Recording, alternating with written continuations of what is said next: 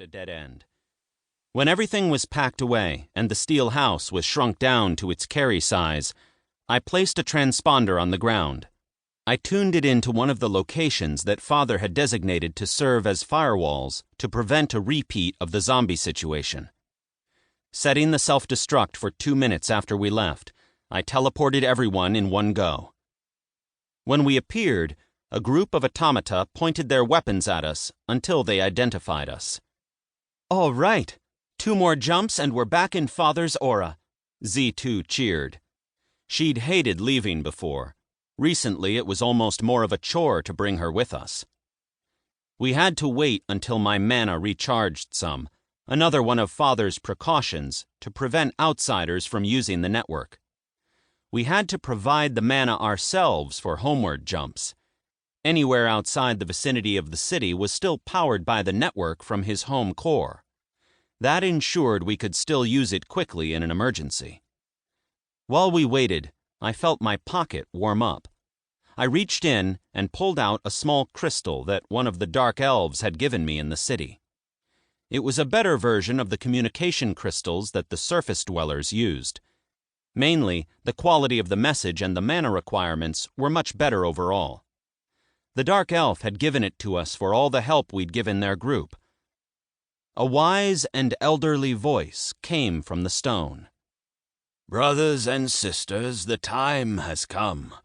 Those in the tunnels must quickly come back to the city and ready the defense. We estimate we have just over 10 hours. Hurry!" A little vague, I muttered, stowing the crystal. The message had started looping. "It sounds like they are supposed to know the meaning. We should inform Father in case it's the High Dwarves attacking us," Z2 said, and I nodded in agreement. With that decided, Z2 used her mana to get us to the next waypoint.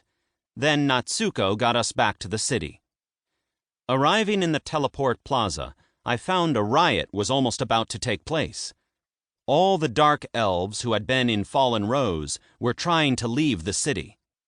With how dangerous the Beneath was, and for the simple fact that Father couldn't feasibly trust each and every individual, he had put them on a sort of house arrest until the situation settled down in the Beneath. The commotion didn't go unnoticed for long, as Father appeared with a bang that knocked back a few of those close to his landing. "What is the meaning of this?" he demanded. I nodded to the others, and we rushed through the crowd to join him. "We must get back to Nephilim," shouted a dark elf in the crowd. "Why?" Father asked, locking eyes with the speaker.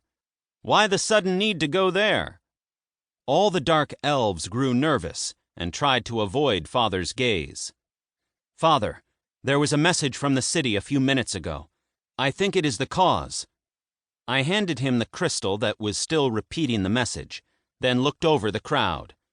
"My friends, you can trust my father to help you as we have done over the last few weeks.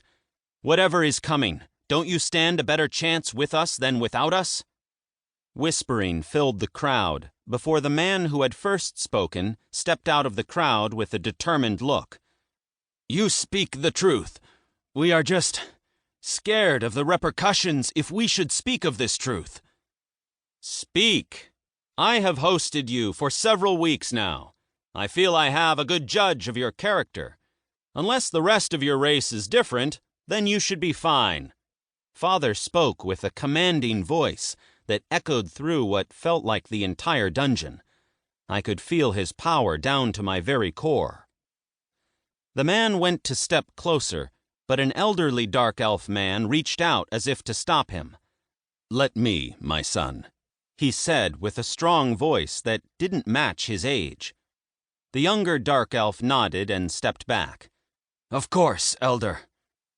"Machine Father, Lord Regan. I am humbly known as Belvin Vanilno." "A family name?" Father asked with increased interest. Among the few dark elves I had met, none had given a family name. I just thought they didn't use that social construct. "A very old name. I am, or rather was, Nephilim's ambassador to Fallen Rose. I will have seen 700 years in